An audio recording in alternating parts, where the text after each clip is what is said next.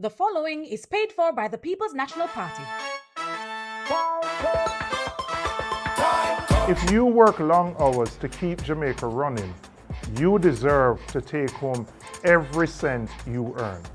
For too long, our police officers, firefighters, security guards, and hospitality workers have been taxed on their overtime and gratuities. That ends with the next PNP government. We will remove taxes from overtime pay and service charges. Because if you give more, you should keep more. You put in the extra work. You go beyond the call of duty. Your sacrifice should be rewarded, not taxed. It is time for fairness. It is time for respect. Jamaica, time come for a better life.